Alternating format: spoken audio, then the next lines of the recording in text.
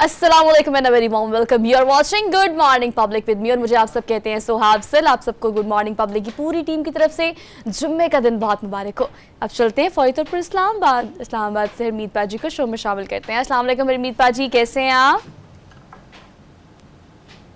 जी वालेकुम सलाम, सत श्री अकाल, गुड मॉर्निंग। वैसे जुम्मे के दिन आता है तो आपका चेहरा मजीद खिल जाता है।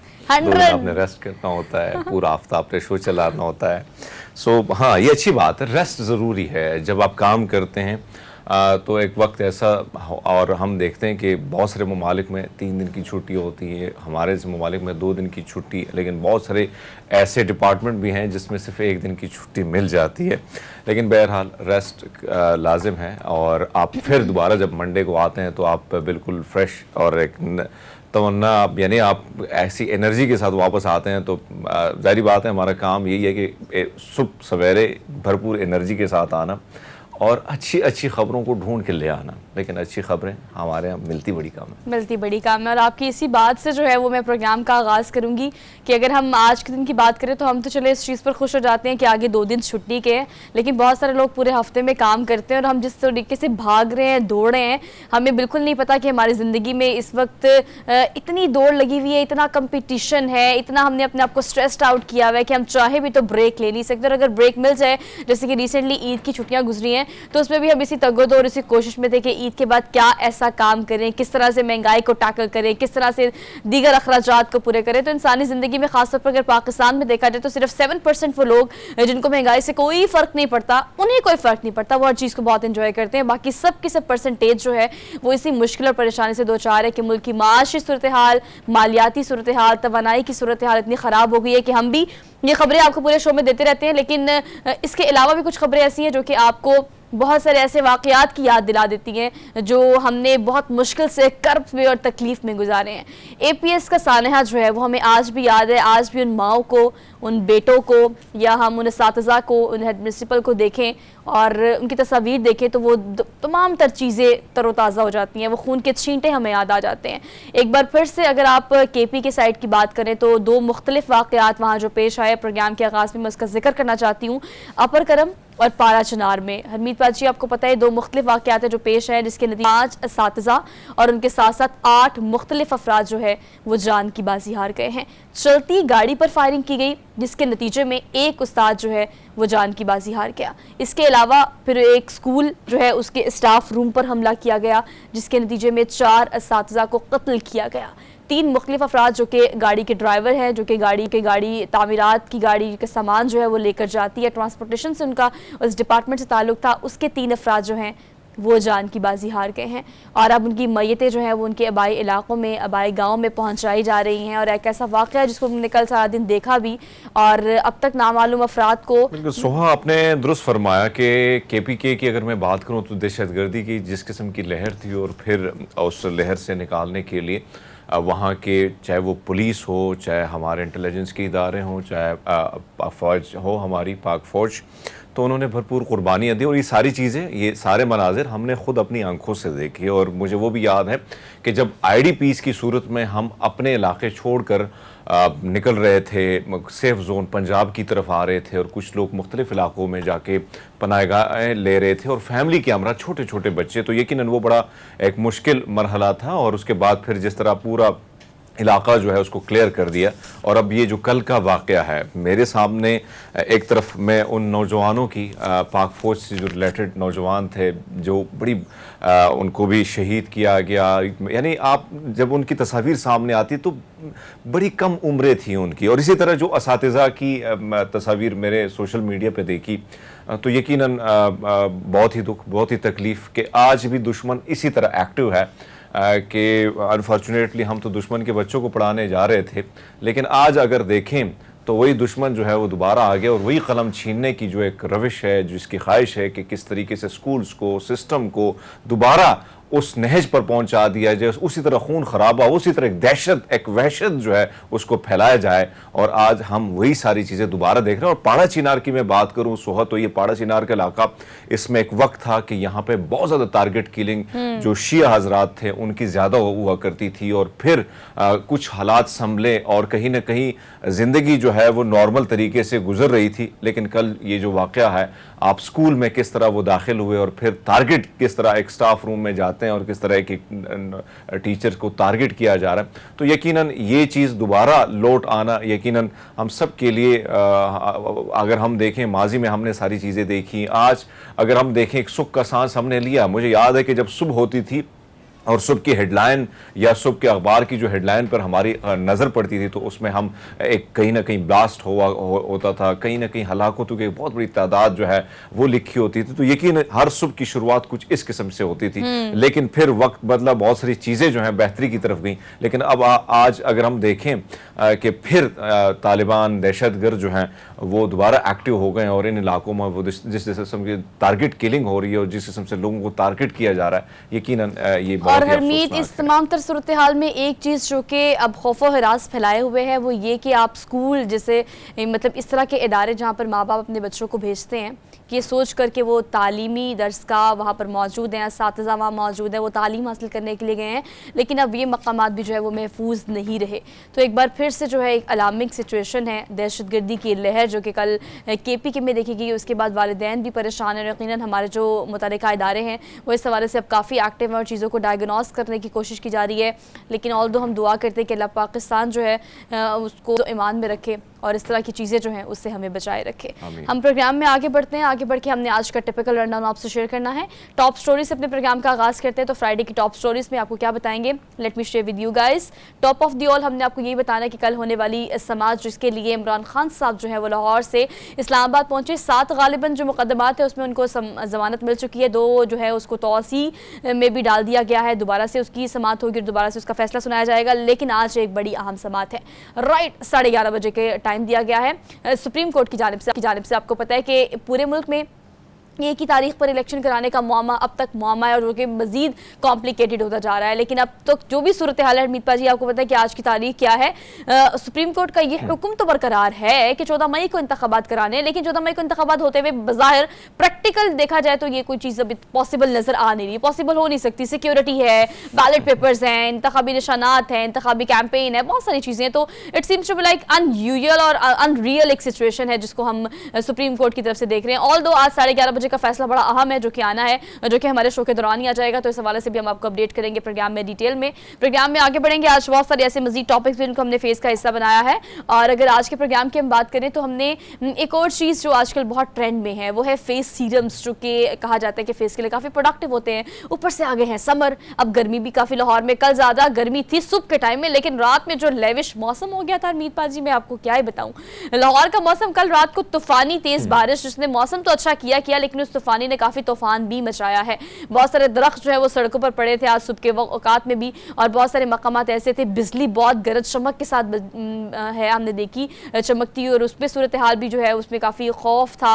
और अगर ये मौसम जो है पिछले अगले कहा जा रहा है महकमे मौसमियात की जानिब से कि अगले आने वाले 5 दिनों में इस तरह से तूफानी बारिश होंगी, तो फिर एक बार अल्लाह पाक पाकिस्तान को अपने हिफ्ज़ ईमान में रखे और हम जो है इस मौसम की बात आपकी बात दुरुस्त है सोहा। अगर हम देखें सैलाब की तबाहकारियों ने वैसे भी इससे कबल जिस तरह जून जुलाई में जो तबाहकारी हुई थी अभी तक उनके लिए कोई काम नहीं हुआ। NGOs जो हैं, मुख्तलिफ ऑर्गेनाइजेशन जो हैं वो तो काम कर रही है, लेकिन गवर्नमेंट लेवल पे जो काम होना चाहिए था वो नहीं हुआ। हालांकि गवर्नमेंट लेवल पे आपको पता है कि जिन जिन के पास अथॉरिटी होती है, जिन जिन को फंड प्रोवाइड किए जाते हैं, उसी में करप्शन होती है। और इसी तरह अगर बहुत सारी चीज़ें हमारे सामने भी हैं जो हमने खुद भी कवर की हैं और देखी भी हैं। लेकिन अब ये जो सूरत हाल है, एक तरफ तो यहाँ का या लाहौर का जो आप बात करें कि दरख्त जो हैं उखड़ गए हैं और रास्तों पर पड़े नजर आ, इसी तरह हमने बहुत सारे इलाकों में जो रिपोर्ट्स हमारे सामने आ रही है वो अच्छी नहीं है, क्योंकि अचानक ये तब्दीलियां, मई का महीना है और हम देखें तो जिस किस्म के हालात चल रहे हैं सुबह के वक्त, यहाँ पे तो शाम के वक्त भी ऐसा महसूस होता है कि, और मैं तो अभी भी आते हुए भी देख रहा था कि कई लोग जो हैं वो जैकेट पहन के आते हैं। तो इस किस्म के हालात इस्लामाबाद में। तो बाकी जिन इलाकों की बात करूँ जहाँ पे बारिशें बहुत ज़्यादा होती हैं तो वहाँ पे तबाही भी बहुत ज़्यादा मचाई हुई बारिशों ने। तो ये बात हम बार बार करते हैं कि हम तो खैर अलबत्ता मौसम को पॉजिटिव पर्सपेक्टिव में लेके काफ़ी खुश हो जाते हैं, लेकिन मई के महीने में इस तरह का मौसम होना ये क्लाइमेट चेंज की बहुत बड़ी अलार्मिंग सिचुएशन है जो कि हम रियलाइज़ कर नहीं पा रहे हैं। हाँ अलबत्ता मामला जो है वो अल्लाह पाक ठीक ही रखें और तमाम तर सूरत हाल आपको वक्तन फ़वक्तन हम तो TV चैनल्स के थ्रू अपडेट करते रहते हैं। प्रोग्राम में हम आगे बढ़ेंगे। एक और हमने आज बड़ा इंपॉर्टेंट सेगमेंट है जो कि प्रोग्राम में शामिल करना है। इलेक्ट्रिक कार्स का बड़ा रुझान बढ़ता चला जा रहा है और आपको पता है कि इसकी 2 वजूहात निभाते हैं। एक तो ये कि अगर हम बात करें चार्जिंग की या गाड़ियों के इलेक्ट्रिक पर शिफ्ट होने की, तो इसकी बहुत बड़ी वजह आपको पता है कि पेट्रोल बहुत मजीद महंगा होने की वजह से लोग अब चाहते हैं कि वो स्विच करें। तो ये इलेक्ट्रिक कार्स का रुझान जो है, जो पाकिस्तान में बढ़ता चला जा रहा है, ये किस हद तक फ़ायदेमंद है और किस तरह से आप अगर आपकी अफोर्डेबिलिटी पर अगर एक क्वेश्चन मार्क है तो आप इसको किस तरह से अपनी ज़िंदगी का हिस्सा बना के अपने एक्सपेंडिचर्स को जो है वो कम कर सकते हैं। तो खैर इस पर कुछ सजेशंस भी होंगे और हम इसको डिटेल में डिस्कस करेंगे आज के प्रोग्राम में। So let's talk about our favourite segment, जिसे हम कहते हैं डेली डोज। डेली डोज की बात करते हैं। सबसे पहले हमने टॉप ऑफ दी वाला आपको एक खबर देनी है। भाई किस्मत हो सो ऐसी ना, लॉटरी के बारे में तो हमेशा ये कहा जाता है देने वाला चब्बी देता चप्पड़ फाड़ के, और वो भी आप देखें ये कैसा डायलॉग है जिसको सुन के हमें वो बहुत सारी मूवीज और उसके डायलॉग्स याद आ जाते हैं। लेकिन ये इट्स ऑल अबाउट लक कि कभी कभी आपकी किस्मत बिला वजह आपको पता भी नहीं होता कितनी चमक रही होती है, लेकिन आपको ना ये जस्ट केम टू रियलाइज कि ओ माय गॉड ये भी हो सकता है। अब एक खातून की स्टोरी मैंने आपको सुनानी है आज के डेली डोज की पहली खबर में। अब खातून ने क्या किया, उसने ख्वाब देखा। अब ख्वाब सच्चे हो जाते हैं, ये देखिए ना, लाइव एग्जांपल दे रही हूँ मैं आपको। खातून ने ख्वाब में देखने वाले नंबरों का इस्तेमाल करते हुए एक लॉटरी खरीदी, और उस लॉटरी को जब नंबर जो है उसका इस्तेमाल किया, जब ख्वाब देखा, ख्वाब में जो नंबर्स आए उसने वो उठी, उसने वो नंबर याद कर लिए और नंबर का इस्तेमाल उस लॉटरी में किया। और कैन यू इमेजिन कि उसने कुछ दिन पहले अपना अकाउंट देखा था और मेरे अकाउंट खाली था, और कुछ अरसे बाद जब उसने अपना अकाउंट चेक किया तो वो लॉटरी जीत चुकी थी, जो कि $1000 में है। तो अब वो तो कहती है मैंने तो अभी सोचा भी नहीं है कि मैंने इन पैसों का क्या करना है। लेकिन मुझे लगता है ये प्योरली अरमीत पाजी सिर्फ लक होता है कि आप सोए हो, उठे हो, ख्वाब देखे, नंबर आए और आपने लॉटरी में डाले और आप लॉटरी जीत गए। That's it.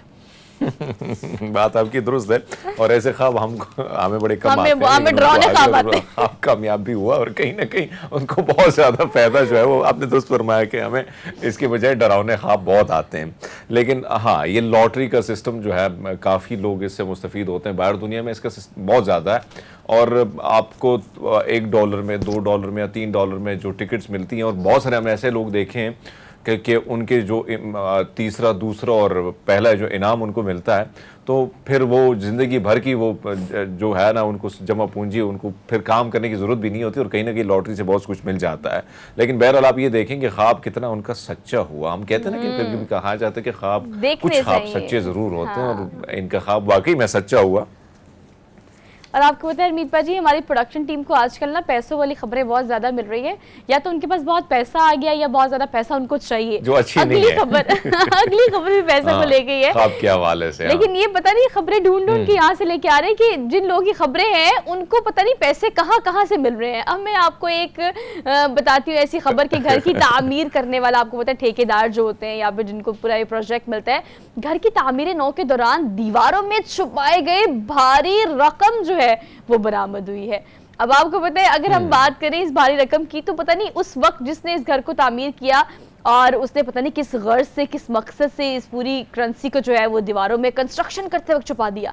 लेकिन तामीर नो मतलब दोबारा से रेनोवेशन करनी थी, और जब ये घर खरीदा, स्पेन की दरअसल जो वहाँ की करेंसी है ना, ये अब चूंकि पता नहीं वो घर कितना पुराना था, उस घर की तामीर के दौरान दीवारों में करेंसी छुपाएगी, लेकिन ये तामीर बहुत पुरानी, 30-40 साल पुरानी है। अब स्पेन में वो करेंसी जो यहाँ मिली है वो चलती नहीं है, और अब उन्होंने क्या किया कि बहुत कोशिश की कि वहाँ की स्टेट बैंक जो है उसको रब्ता किया जाए कि करेंसी है इसको एक्सचेंज कर लें। लेकिन ऑल दो कुछ 4-5 साल पहले ही ऐसा हुआ था कि करेंसी जो है उसको बिल्कुल ही जो सर्कल है वो बंद कर दिया था। लेकिन अब इसने क्या किया, कोशिश की अरमीत बाजी थोड़ी सी कि भी मुझे इतने पैसे मिले हैं और ये मेरा हक है क्योंकि मैंने घर खरीदा है, तो घर खरीदा है तो घर की दीवारों के अंदर ये पैसे जो चुने हुए थे ये भी मेरे अपने जाती हो गए हैं, अब घर भी मेरा, इसके पैसे भी मेरे, तो इसको एक्सचेंज करे। काफ़ी हद तक $30,000 जो है वो उसको एक्सचेंज कराने में कामयाब हुआ है।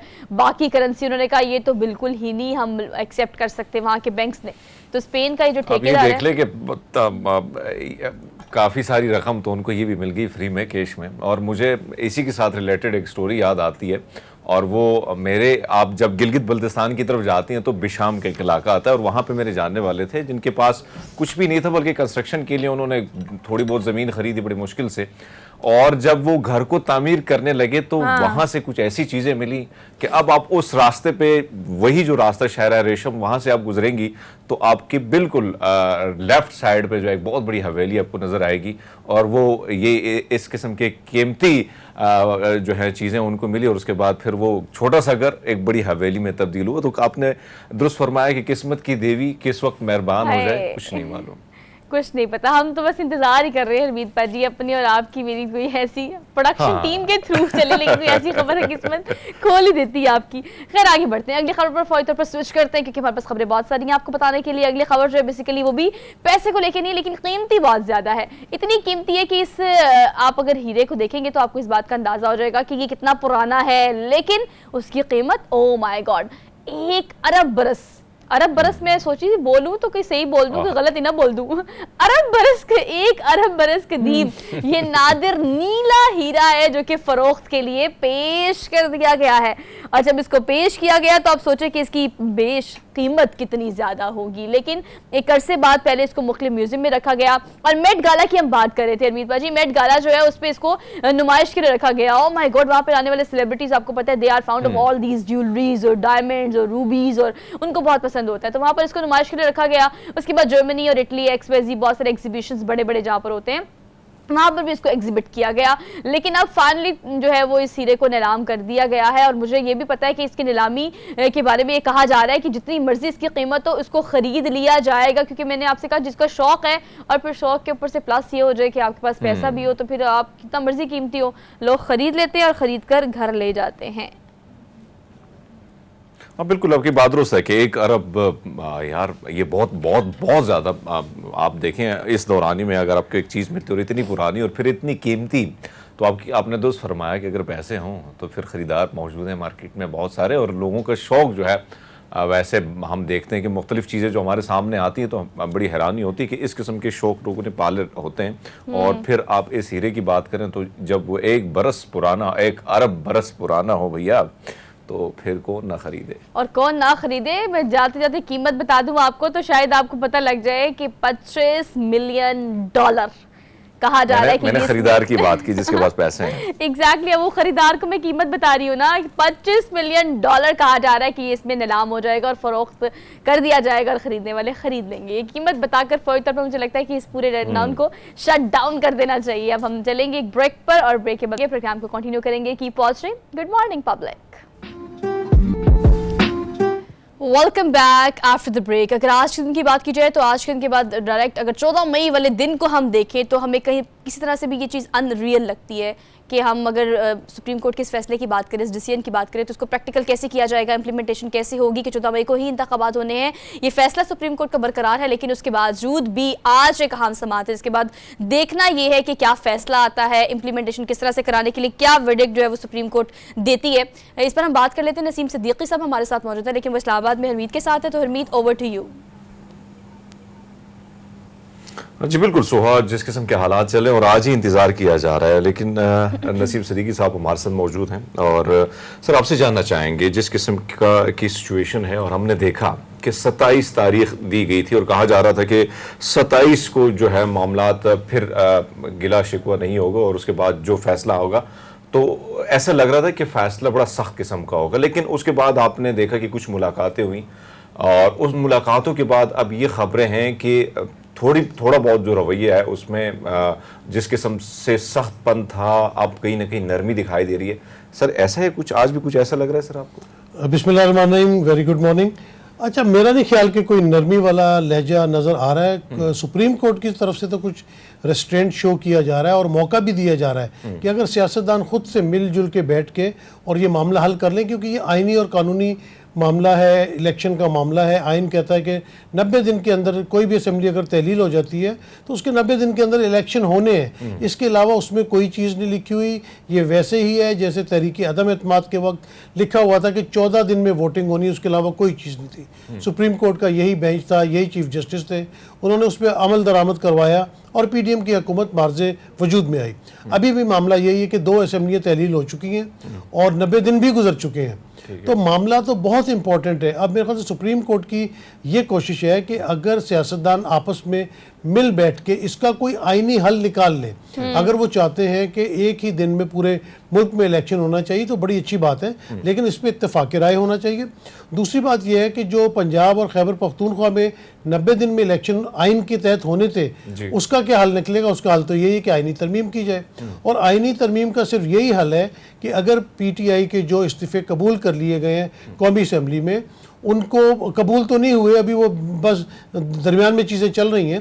और अगर उनको स्पीकर इजाज़त दे देता है कौमी असम्बली में वापस आने का और कौमी असम्बली पूरी हो जाती है, जिस तरह कहा जाता है कि जी फुल कोर्ट बैठे, लेकिन कभी ये नहीं देखा जाता कि पार्लियामेंट भी तो पूरी हो ना। अपोजिशन के बगैर तो पार्लियामेंट भी कुछ नहीं है। आप किस तरह कानून साजी कर सकते हैं? बहुत सबसे बड़ी जमात है कौमी असम्बली की PTI।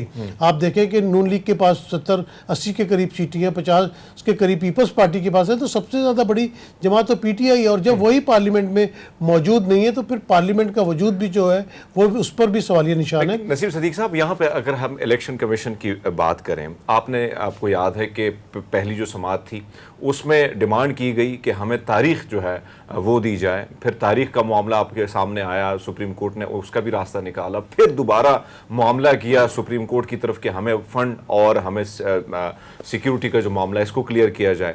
तब भी मामला जो है रास्ते निकालने के लिए आपको पता है कि किन किन लोगों को बुलाया भी गया अदालत ने। लेकिन अब जो सूरत हाल है, अचानक इलेक्शन कमीशन को जो है दायर अख्तियार याद आ जाता है सुप्रीम कोर्ट का और मामला इस लेवल पे पहुंच जाता है। आप नहीं समझते कि मामला यहाँ पे इलेक्शन कमीशन जो है वो भी कहीं ना कहीं जिस तरह तासुर दिया जा रहा है कि सपोर्ट बिल्कुल उनका PDM के साथ है और जो आवाम में भी ये तासुर बड़ा आम है, आप नहीं समझते कि इस किस्म का टकराव तीनों तरफ से, एक तरफ तो पार्लियामान, दूसरी तरफ इलेक्शन कमीशन को खड़ा करना, ये मामला किस रुख की तरफ जा रहा है सर? अच्छा, इसमें दो चीज़ें हरमीत। एक बात तो बिल्कुल दुरुस्त है कि इलेक्शन कमिश्नर और इलेक्शन कमीशन का झुकाव तो हुकूमत की तरफ है। हालांकि ये एक इंडिपेंडेंट इदारा है, लेकिन इसका झुकाव हुकूमत की तरफ इस तरह है कि जिस तरह इमरान खान पे आपने तोशा खाना का केस का फैसला कर दिया, आपने मुस्लिम लीग नून, पीपल्स पार्टी, दूसरों के ऊपर वो मुकदमा नहीं किया या कोई तहकीक नहीं की। उसके अलावा फॉरेन फंडिंग केस जो है वो भी तमाम जमातों का, उसमें भी आपने PTI का फैसला कर दिया, बाकियों की तरफ आपने अभी देखना भी शुरू नहीं किया। तो और इससे ज़्यादा इंपॉर्टेंट बात है कि जब असम्बलियाँ तहलील होती है, ख़ास तौर पे पंजाब असम्बली की, तो आप फौरी तौर पे निगरान वज़ीर आला वो नामज़द करते हैं जिसका नाम कंट्रोवर्शियल भी था और जिसका नाम हुकूमत ने दिया था।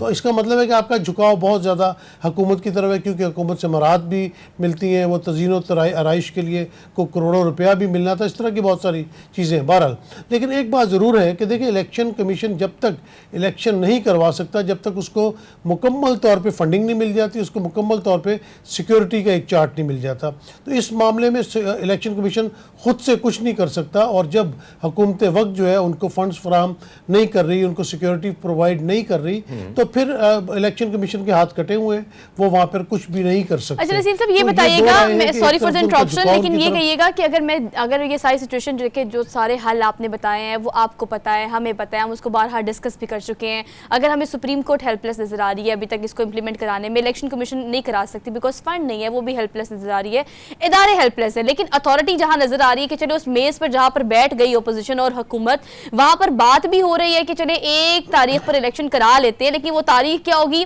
इस पॉइंट तक अभी तक कोई नहीं पहुंच पा रहा। ये मज़ाकरात जो हो रहे हैं, ये आपको क्या लगता है कि ये फॉर्मेलिटी है, वाहिद वे आउट? तो फिलहाल हमें मज़ाकरात ही नजर आ रहे हैं, लेकिन इस पर भी वो बस जिद है दोनों की दोनों पार्टीज जो हैं।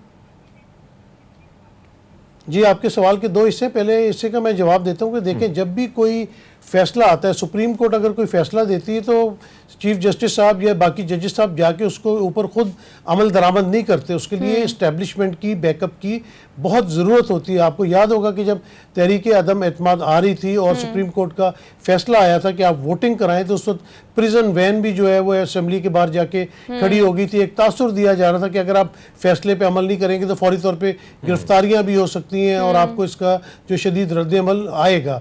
लेकिन अभी इस तरह की कोई चीज़ नज़र नहीं आ रही, कोई भी इस्टेब्लिशमेंट की तरफ से हुकूमत को पूरी सपोर्ट हासिल है, इसलिए ज़रा जो फैसले आ रहे हैं वो कमज़ोर फैसले महसूस हो रहे हैं। और दूसरी बात जो आपने मुज़ाकरात की है, ये बहुत अच्छी बात है, ये बड़ी खुशाइन बात है ये दोनों के लिए। मैं इसमें हुकूमत को भी अप्रिशिएट करूँगा कि इतनी ज़्यादा सियासत में तलखी होने के बावजूद उन्होंने 2 कदम आगे बढ़ाए। PTI की क़यादत ने भी अपने लोगों को नॉमिनेट किया, रहनुमाओं को नॉमिनेट किया, और आप कम अज़ कम आके मुज़ाकरात की टेबल पर बैठे। देखें, आपने बड़ी अच्छी चीज पूछी है। देखिए, जब दुनिया में जंगें होती हैं, खासतौर पे दूसरी जंग अजीम दुनिया की हिस्ट्री में सबसे बड़ी जंग थी, जिसमें लाखों लोगों की जानें गई, करोड़ों डॉलर का वहाँ पे नुकसान हुआ, लेकिन आखिर में आके वो मेज पे बैठे और आज आप देखें कि यूरोप किस तरह तरक्की कर रहा है। नसीम सदीकी साहब, टाइम शॉर्ट है तो मैं चाहता हूँ कि एक सवाल यहाँ से आपकी मौजूदगी का फायदा उठा लें। टाइम हमारे पास बिल्कुल नहीं है, मैं चाहती हूँ कि इस सवाल पर हम कंक्लूड कर लें। लेकिन अब क्या ये मामला जो है इसका इंतजार किया जा रहा है कि जो अहल है उसको नाअहल कर दिया जाए और नाअहल को अहल कर दिया जाए, क्या इसी का इंतजार हो रहा है सर? देखिए, जब आप कोई सियासी रहनुमाओं की बात करते हैं, वो कोई तकरीर कर रहे होते हैं या प्रेस कॉन्फ्रेंस कर रहे होते हैं, तो वो बहुत कुछ बोल जाते हैं। असेंबली में भी खड़े होकर आप लंबी लंबी तकारीर करते हैं, बड़े बड़े दावे करते हैं, लेकिन जब आप सुप्रीम कोर्ट में पहुंचते हैं तो वहाँ पे जाके आप भीगी बिल्ली बने हुए होते हैं। वह कोशिश करते हैं कि मामला जो है वो अफवाह व तफहीम के साथ तय हो जाए। तो सियासतदानों के बयानात पे ज्यादा नहीं जाना चाहिए, उनके अमल पे जाना चाहिए। लेकिन सर, आपकी बात बिल्कुल ठीक है नसीम साहब, वो आपका इस्लामाबाद में मौजूद थे और आपने अपना तज्जिया दिया, और तज्जिया यही है कि अभी ये बात अच्छी है, खुशाइन है कि एक मेज़ पर एक मुज़ाकरात के लिए बैठे हैं, लेकिन मुज़ाकरात हो जाए यही मुल्क के मुफाद में है। एक ब्रेक लेनी है, वापस आएंगे। Keep watching good morning public. Welcome back after the break. So basically we are in the second hour of the show, और प्रोग्राम के आगाज में जो एक टिपिकल रन डाउन हम आपसे शेयर करते हैं, उसमें जो जो चीज़ें हम आपसे बताते हैं उस पूरे घंटे में हमने उसकी सेगमेंटेशन करनी होती है। कोशिश हमारी ये होती है कि जो भी सेगमेंट हो उसमें डिटेल एक सेगमेंट करके आपको उस बारे में गाइड किया जा सके।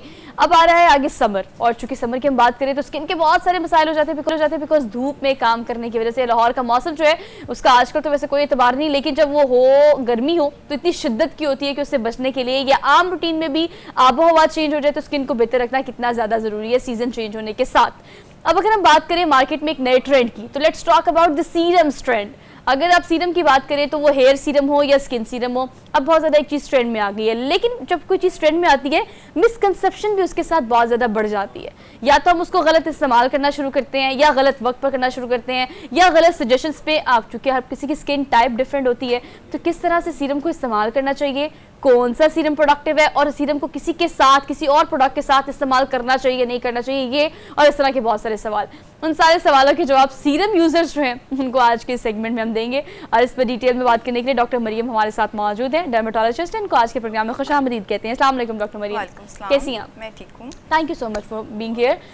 सीरम्स की हम बात करें, फर्स्ट ऑफ ऑल तो सीरम है क्या, इसको जरा एक्सप्लेन कीजिएगा, और दूसरा से यूज़ क्यों करना चाहिए? ठीक है। अच्छा, सीरम एक फॉर्म ऑफ प्रोडक्ट है जिसमें हम जिससे मेडिसिन या जो इंग्रेडिएंट है उसको डिलीवर करते हैं टू द स्किन। ठीक है, जैसे एक क्रीम होती है, लोशन होती है, लोशन हेयर एरिया के लिए होता है, क्रीम ड्राई स्किन के लिए होती है, वेट स्किन के लिए होती है, और ऑइंटमेंट जो होता है वो वेट स्किन के लिए होता है। ठीक है, सो इसी तरह सीरम जो है वो एक न्यू फॉर्म ऑफ व्हीकल है जिससे मेडिसिन को हम अच्छे से देते हैं, और ये बहुत फाइनर है, यानी कि थिनर है और ईजी टू अप्लाई होता है। पेशेंट को 2 to 3 ड्रॉप्स जो है वो मेडिसिन की कॉस्मेटिक फॉर्म है। This is a form of medicine delivery. ठीक है, कि हम जैसे ऑइंटमेंट होता है, लोशन होती है, क्रीम होती है, लोगों को समझ नहीं आता कि हर एरिया के लिए डिफरेंट चीजें हैं या हर पर्पस के लिए। तो सीरम एक फाइनेस्ट फॉर्म ऑफ मेडिसिन है जो कि जिसके जरिए से आप ड्रग को स्किन को डिलीवर कर सकते हैं। अच्छा, दैट्स अ गुड पॉइंट जो कि मुझे समझ आया। I just want to endorse again कि आपकी कॉस्मेटिक फॉर्म जो है मेडिसिन की, वो आपका सीरम कहलाती है। अब सीरम चूँकि हम बात कर रहे हैं कि अब अगर कोई चीज़ ट्रेंड चलता है, चाहे वो हाइड्रा का हो, चाहे वो हेयर का हो, कैरेटिन का हो, या सीरम्स का हो, तो फिर लोग ने ना rushing to that trend everywhere. तो सीरम एक तो यूज़ किस वक्त करना चाहिए, और फिर सीरम को एज ए सिंगल यूज़ करना चाहिए, we can use with other vitamins और समथिंग? अच्छा, ये बहुत इंपॉर्टेंट चीज़ आपने पूछी है। इसके लिए मैं बताऊंगी आपको। हम स्टार्ट से कर लेते हैं कि मॉर्निंग से कैसे करना चाहिए। मॉर्निंग में सन ब्लॉक आपका बहुत ज़रूरी है, और उससे पहले आप हाइलुरोनिक एसिड सीरम जो है वो उसको इस्तेमाल कर सकते हैं, या जिनको पिगमेंटेशन का इशू होता है या एंटीऑक्सीडेंट के तौर पे जो या लोग इस्तेमाल करना चाह रहे होते हैं, तो उसमें हम विटामिन सी यूज़ कर सकते हैं। और विटामिन सी और हाइलुरोनिक एसिड को आप कंबाइन कर सकते हैं, लेकिन आप इनको अदर प्रोडक्ट के साथ कंबाइन नहीं कर सकते। ठीक है, अब जैसे कुछ विटामिन सी होते हैं उनके अंदर हाइलुरोनिक एसिड ऑलरेडी होता है, तो हमें उसमें भी मॉइस्चराइजर या उसको मिक्स करके लगाने की जरूरत नहीं होती। ठीक है, और उसके ऊपर जस्ट डायरेक्ट आप सन ब्लॉक लगाएंगे। ठीक है, और जो रात में आपने लगाने हैं, रात में लगाने वाले सीरम्स यूजुअली रेटिनॉल होते हैं, और विटामिन सी को अगर रात को लगाएं तो वो भी अच्छा इफेक्टिव वो भी होता है। लेकिन ये डिपेंड करता है कि आपका पर्पस ऑफ यूज क्या है, आप किसके लिए इस्तेमाल करना चाह रहे हैं, कि आप एंटी एजिंग इस्तेमाल करना चाह रहे हैं, फाइन लाइन्स के लिए, रिंकल्स के लिए, पोर्स के लिए, किस मकसद के लिए, पिगमेंटेशन के लिए। ठीक है, सो विटामिन सी जो होता है वो मोस्टली पिगमेंटेशन, एंटीऑक्सीडेंट के तौर पे इस्तेमाल होता है, और जो रेटिनॉल सीरम होता है वो एंटी एजिंग के तौर पे इस्तेमाल होता है, और anti ageing product usually retinol रात के टाइम पे इस्तेमाल की जाती है, दिन के टाइम आप इसको इस्तेमाल नहीं कर सकते, और स्पेशली इसको किसी और के साथ मिक्स नहीं करना, जो कि आजकल ट्रेंड में है कि आपने अक्सर रील्स देखी होंगी इंस्टा की, और उसमें कि वो 2-3 प्रोडक्ट्स इसके साथ मिक्स कर लेते हैं, AHA मिक्स कर लेते हैं, लैक्टिक एसिड सीरम्स मिक्स कर लेते हैं, डोनर मिक्स कर लेते हैं, उससे क्या होता है, that is a big no, that is the point. अच्छा, अगर हम मिक्स करने की बात करें, जैसे मैं चाहती हूँ कि आप थोड़ा सा और इसको क्लैरिफाई कर दें कि if you are going for retinol, this is something like कि आपको, वैसे मैंने किसी डॉक्टर्स को, कैसे बहुत सारे डॉक्टर बैठे हुए थे तो वो डिस्कशन कर रहे थे, मैंने कहते हुए सुना है कि आप समझे कि ख़वातीन पे फ़र्ज़ हो जाना चाहिए 25-26 साल की उम्र के बाद रेटिनॉल को यूज़ करना, not for the sake of कि आपको एजिंग हो रही है, आपको एजिंग होगी तो ही आप करोगे, नहीं, उससे पहले आपको अपनी स्किन की बेहतरी के लिए रेटिनॉल यूज़ करना चाहिए।